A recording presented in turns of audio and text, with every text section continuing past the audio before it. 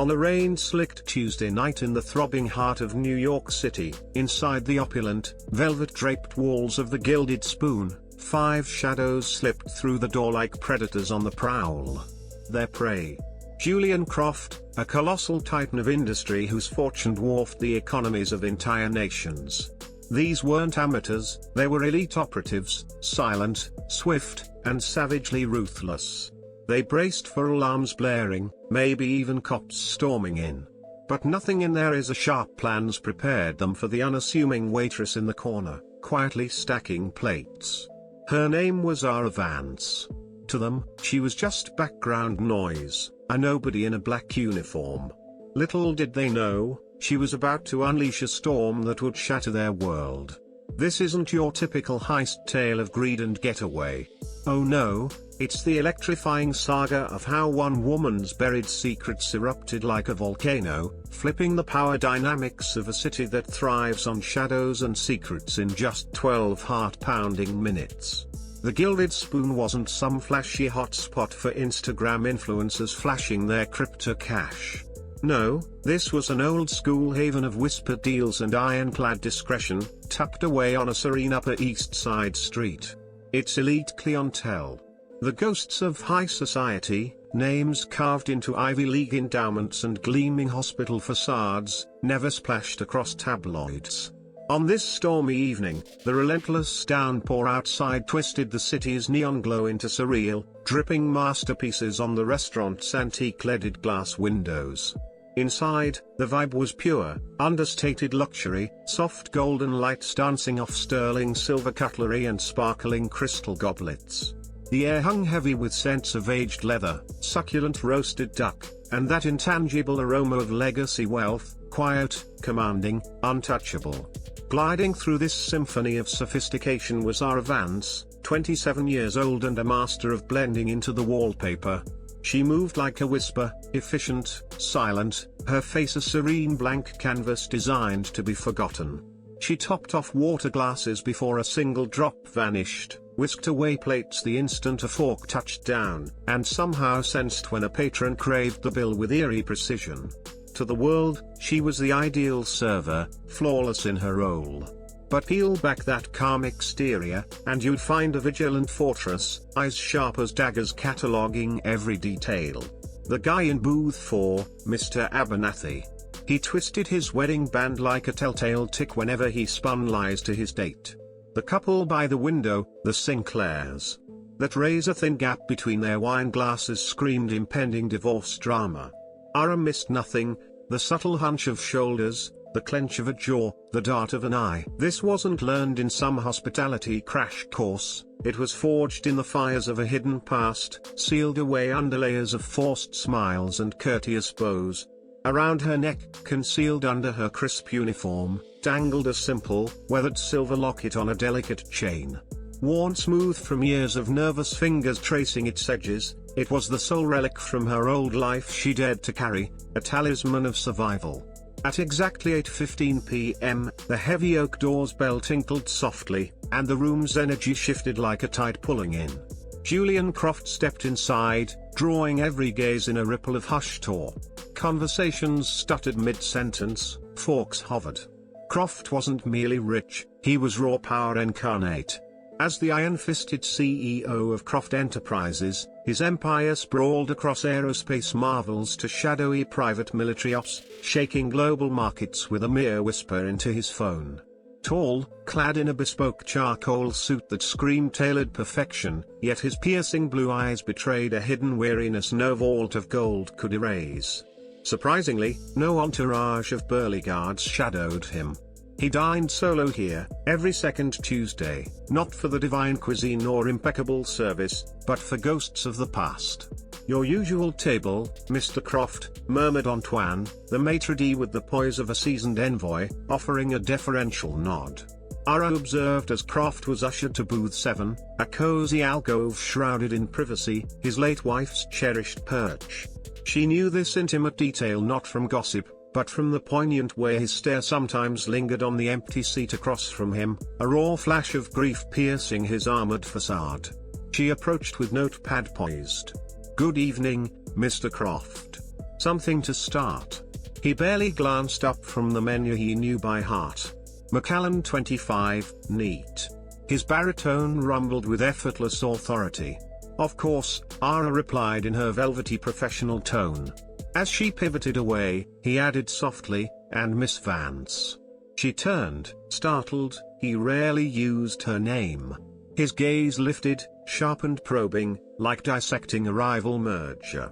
"Is the coq au vin as sublime as last month?" It was no idle query, it tested the chef's consistency, the unyielding order he craved in a chaotic world. "Chef Dubois is at his peak tonight, sir," she assured smoothly. "It'll surpass your expectations." A ghost of approval, or was it a smile, flickered across his lips before vanishing. Retreating to the bar, Ara's instincts prickled.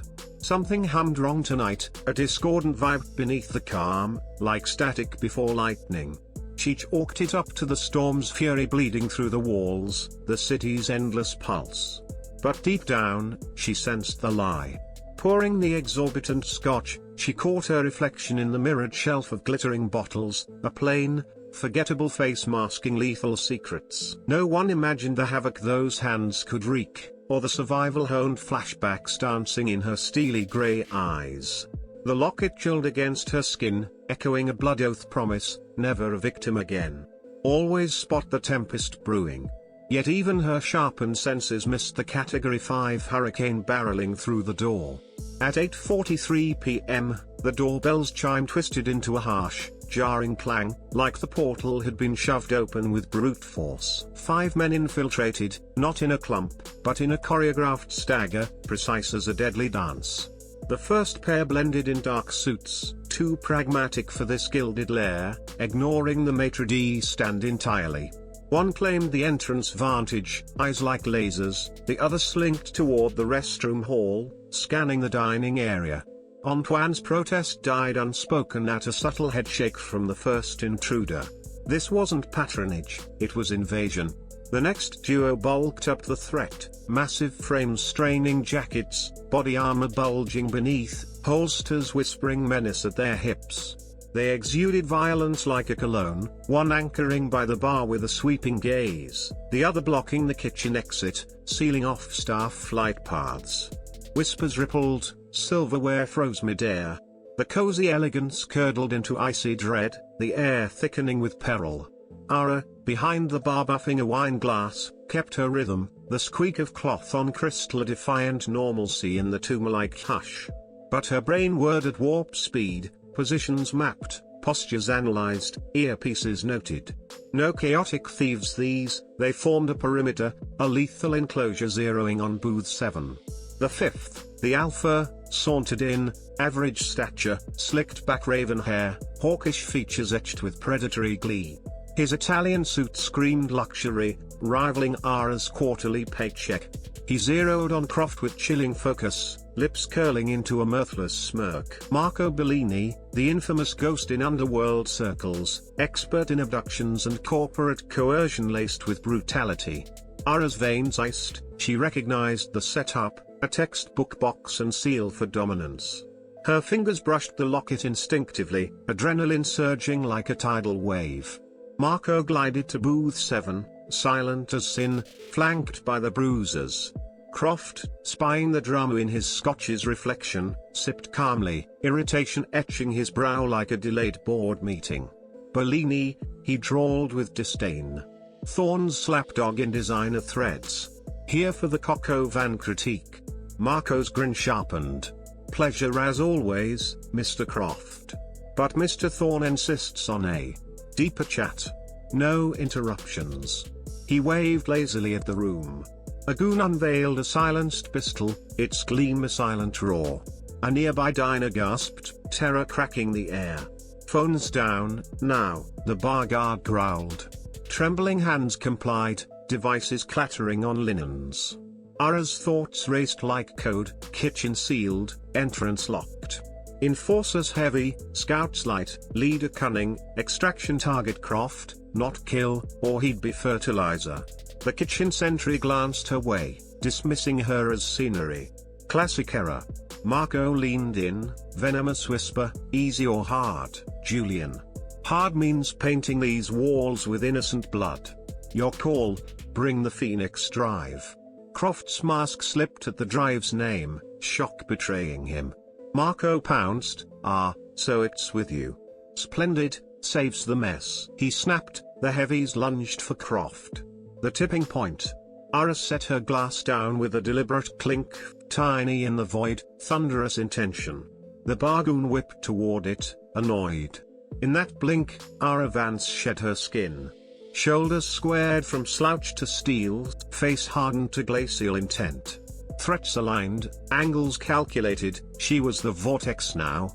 First strike, surgical savagery. The bar enforcer, Dimitri, nearest to patrons, priority 1.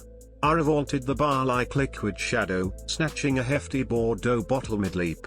Dimitri's hand clawed for his piece, too slow. Her feet hit floor, swing channeling full force into his temple. Thwack, a wet, bone-jarring impact. No shatter, just oblivion. The 250-pound slab crumpled, out cold. Gasps erupted, a wave of disbelief. Marco, yanking a dazed Croft, halted mid-motion. What the? The kitchen brute, Carlos, whirled, gun rising. Ara kicked a stool into his path, he dodged, off balance. She surged low, dodging his shot, crashing through kitchen doors as bullets splintered wood inches from her skull. Inside, staff cowered, chef, sous chefs, dishwasher frozen in fear. Back door, now. Her voice cracked like a whip, they bolted, fumbling the alley lock. Carlos stormed in, pistol braced. You're done, psycho. Ara snatched a searing cast iron skillet, hurling it frisbee style. It clipped his shoulder and gun wrist, he yelped, aim faltering. She charged, slamming her shoulder into his chest, twisting his wrist skyward. Fists hammered his throat, gag, bulge, wheeze. Gun dropped, she swept his legs, his skull cracking on a table edge. Limp. Too neutralized. Kitchen hushed save for staff fleeing into rain and distant diner sobs. Ara paused, pulse thundering, locket burning. This beast within, discipline, fury, clarity amid mayhem, was Sergeant Kalin's imprint, hesitate, die. Act. Control. She claimed the Glock 19, magful, muscle memory awakening after 5 buried years. Dining room, Marco's cool shattered to rage. He slammed Croft down. Stay. Scouts Anton and Luke advanced jittery on kitchen doors, weapons out, but scouts weren't brawlers. What is she? Anton hissed. Doesn't matter, take her down, lethal if needed. Marco barked via earpiece. Ara heard their approach, anticipated the ambush. Boiling pot on stove, she wrapped a towel, positioned by door. Kick, pot arcs scalding fury.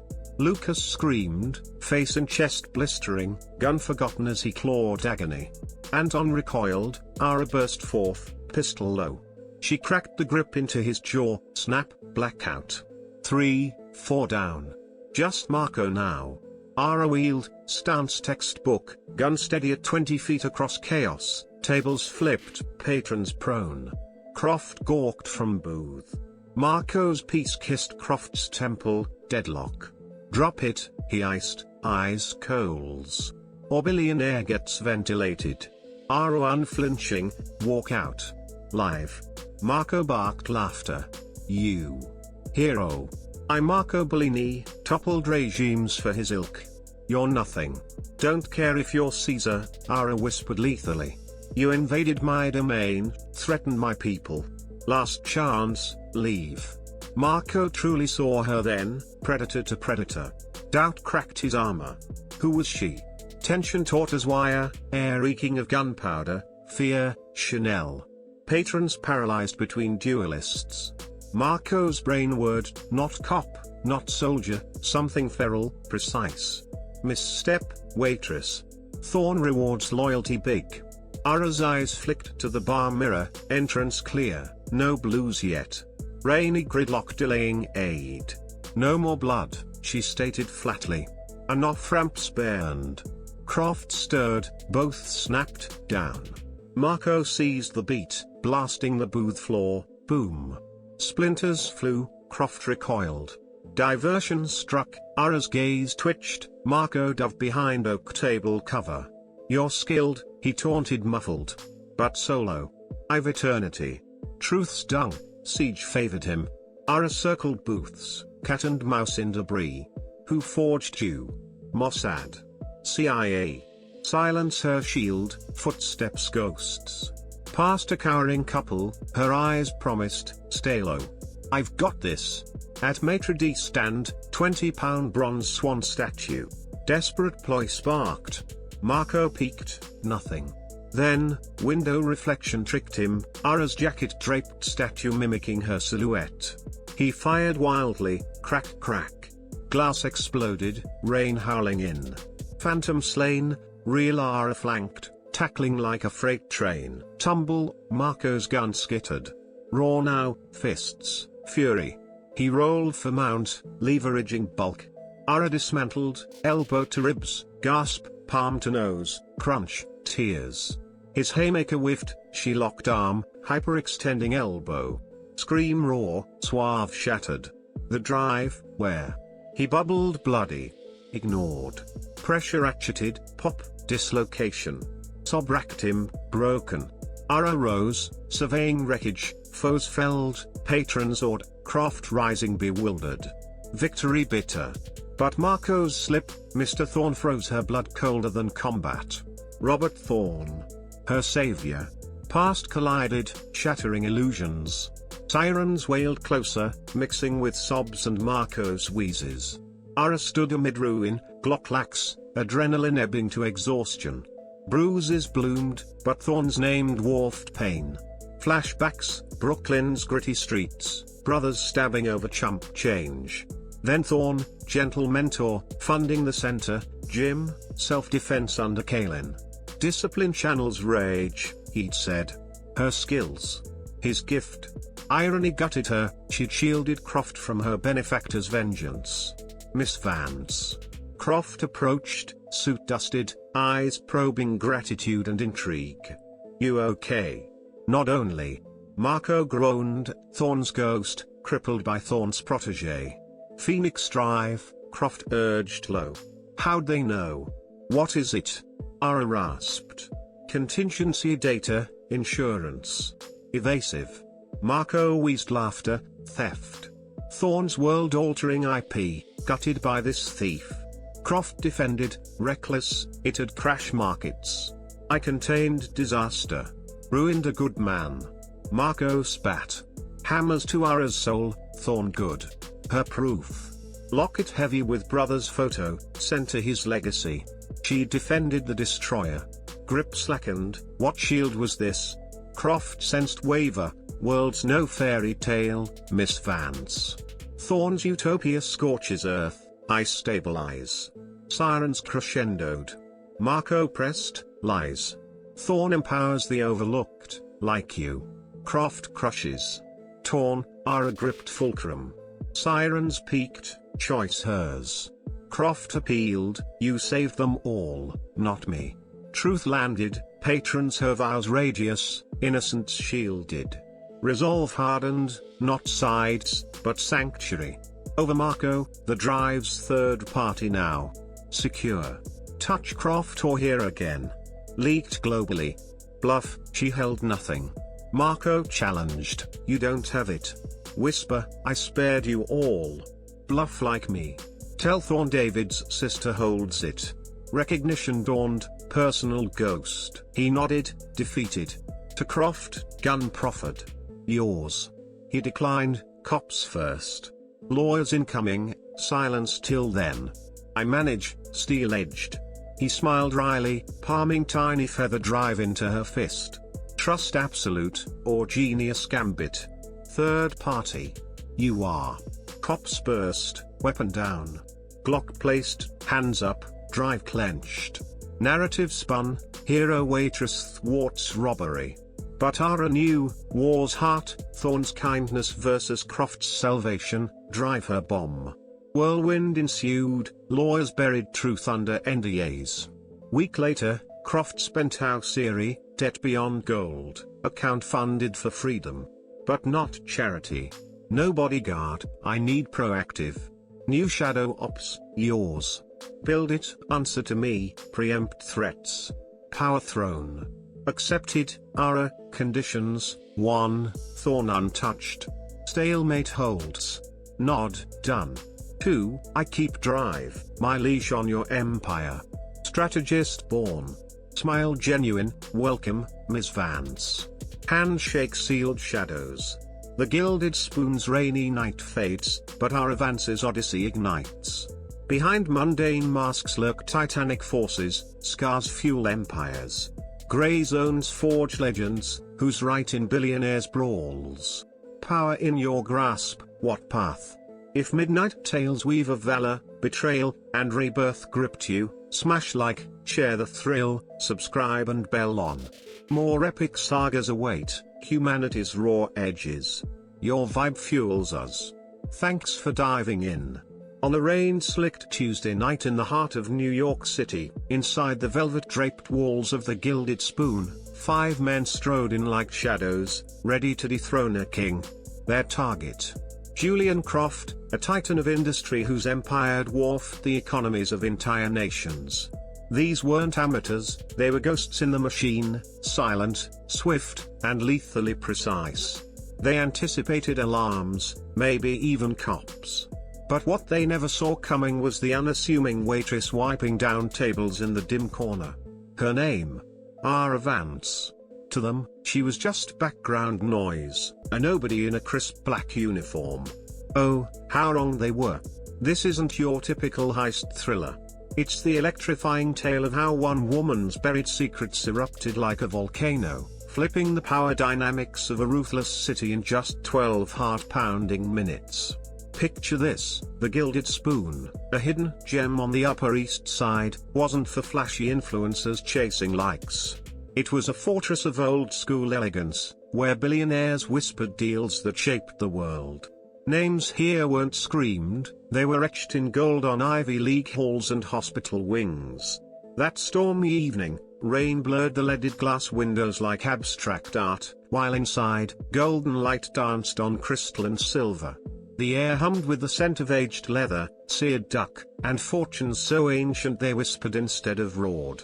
Gliding through it all was Ara Vance, a 27-year-old phantom in uniform. She was the epitome of invisibility, refilling glasses before they emptied, whisking away plates like magic, predicting needs with eerie precision. To everyone, she was the perfect server. But beneath that serene facade, Ara was a human scanner, cataloging every twitch and tell. The fidgety exec in booth 4. Lying through his teeth. The tense couple by the window. Divorce papers incoming. Her skills weren't from bartending school, they were forged in fire, a past she chained in the depths of her soul, hidden behind polite smiles. Around her neck, concealed under her shirt, dangled a worn silver locket, a tactile reminder of vows made in blood. At exactly 8:15 p.m., the oak door chimed, and in walked Julian Croft, shifting the room's gravity like a black hole. Heads turned subtly, whispers stalled. As CEO of Croft Enterprises, he commanded markets with a glance, his tentacles in aerospace, military ops, and beyond. Tall, charcoal-suited, with weary blue eyes money couldn't fix, he dined alone every second Tuesday. No bodyguards, surprising for a man like him. He wasn't here for the gourmet fare or flawless service. He came for ghosts. Your usual table, Mr. Croft. The maitre d', Antoine, nodded like a statesman. Ara watched as Croft settled into booth 7, his late wife's favorite nook. She knew from the haunted drift in his gaze. Approaching notepad in hand, she murmured, "Good evening, Mr. Croft. Something to start." Without looking up, he ordered, "Macallan 25, neat." As she turned, he added softly, "And Miss Vance." She paused, he rarely used her name. His piercing eyes met hers, testing. "Is the coq au vin as exceptional as last month?" Ara didn't blink. "Chef Dubois is at his peak tonight, sir. It'll surpass expectations." A ghost of approval flickered on his face. As she fetched the scotch, the air felt charged, like static before lightning. She chalked it up to the storm. Mistake. Glancing in the bar mirror, her reflection stared back. Plain, forgettable, a mask hiding hands capable of devastation. The locket chilled her skin, echoing her vow, never a victim again. Always the storm spotter. But hurricanes don't announce themselves. At 8:43 p.m., the door clanged harshly, not chimed. 5 men infiltrated in synchronized waves, ballet of the damned. The first 2, in functional suits, bypassed Antoine, one claiming the entrance view, the other scouting restrooms. Antoine's protest died under a glare. Then the bruisers, broad, armored underjackets, holsters bulging. One walled the bar, the other blocked the kitchen. Patrons froze, forks mid-air, chatter crumbling. Fear thickened the air like fog. Ara polished a glass behind the bar, her mind a whirlwind. Not a robbery, these pros formed a perimeter, a kill zone zeroed on booth 7. Earpieces, postures, scans, extraction op. The leader, Marco Bellini, the ghost, sauntered in last, hawk-faced in Italian tailoring, eyes locked on Croft with predatory glee. Ara's veins iced, she knew the tactic from dusty manuals in her forgotten life. Her hand brushed the locket, anchor in chaos. Marco glided to Croft, flanked by muscle. Croft, sipping scotch via reflection, met him with disdain. Bellini. Thorne sent his lapdog. Not here for the Coco van, I assume. Marco's smile sliced. Mr. Thorne wants a chat, undistracted. A suppressed pistol emerged, gasping a patron. Phones on tables, growled a thug. Devices clattered down. Ara's brain fired, blocked exits, armed quintet, target Croft, extraction, not kill. Dismissed as scenery, she was their blind spot. Marco leaned in, easy or hard, Julian. Hard means blood on these walls. Bring the Phoenix Drive. Croft's mask cracked, shock at the name. Ah, you have it, Marco purred, snapping for grabs. Click.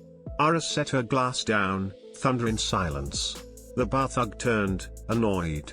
In that heartbeat, Ara transformed, shoulders steel, eyes lethal. She vaulted the bar, bourbon bottle in hand, airborne fury. Dimitri, the thug, reached too late. Bottle met skull, thump, no shatter. He crumpled, 250 pounds of nothing. Gasps erupted. Marco froze mid-hall. What the? Carlos, kitchen guard, swung his gun. Ara kicked a stool his way, he dodged, off balance. She charged low, slamming kitchen doors as his shot splintered wood. Inside, terrified staff huddled. Back door, now. Her voice, command, not murmur. They fled alleyward. Carlos burst in, you're dead, crazy. Skillet hot on counter, she hurled it discus style, clipping shoulder and wrist. Grunt, waver. She rammed his sternum, controlled his gun skyward, pummeled throat thrice. Gag, bulge-eyed. Twist, sweep, crack on table. Limp. 2 down. Panting, locket searing, Ara channeled Sergeant Kalin, hesitation kills. Act. React. Control. Glock scooped, familiar weight, full mag. Dining room, Marco shoved Croft down. Stay. Scouts Anton and Luca advanced, weapons drawn. What is she? Subdue, now. Boiling pot grabbed, Ara waited. Kick door, hurl arc, Luca screamed, scalded, clawing skin. Anton flinched, she exploded, pistol butting chin. Crumple. 3, 4 down. Pivoting, gun leveled, 20 feet from Marco, stalemate. He aimed at Croft, drop it, or he gets ventilated. Unwavering, walk out. Live. Marco laughed, you. A waitress. I'm Marco Bellini, toppler of empires. Ara's whisper, you invaded my domain. Threatened my people. Leave, politely. He saw her then, predator, not prey. Doubt crept in. Air reeked of gunpowder, fear, perfume. Patrons petrified. Marco sneered, miscalculation, waitress. Thorn pays for loyalty. No flinch. Mirror glance, no cops yet. Doesn't end bloody, she offered. Croft rose, both snapped down. Distraction. Marco fired floorward, bang. Splinters, flinch. He dove behind table. You're good, he taunted. But alone. Siege disadvantage, end now. Circling booths, silent. Who trained you? Mossad. CIA. No reply. Past huddled couple, eyes met, stay down. I'll end this. Maitre d' station, bronze swan statue, hefty. Idea sparked. Marco peeked, nothing. Reflection trick, jacket over swan, window ghost. He fired, crack. Crack. Glass shattered, rain invaded. Phantom bait. She charged sideward, tackling. Guns skittered. Primal brawl, he rolled for top, she dismantled, elbow ribs, heel nose crunch, joint lock. Scream, pop, dislocated elbow. Broken. Standing, scanning, all down. Patrons awed, terrified. Croft rose, stunned. But Thorn's name echoed, savior from her past. Brooklyn Center, Brothers Grave, Kalin's training, all Thorn's gifts. Irony punched, protected his destroyer. Sirens neared. Aftermath surreal, sobs, groans. Adrenaline ebbed, bruises bloomed. Memories flooded, Dusty Jim, Thorn's words, discipline turns anger to strength. He saved her, she saved his foe. Miss Vance. Croft neared, curious. You okay? Nod. They wanted the Phoenix Drive. How'd he know? Croft evasive, contingency data. Marco wheezed, theft. Thorn's world changer, stolen by this vulture. Croft, reckless. I contained catastrophe. Marco, ruined a good man. Hammer blows, Ara's world cracked. Thorn, good. Croft, villain. Locket heavy, brother's photo inside. Grip loosened. Croft sawed out, world's grey. Thorn burned, I stabilized.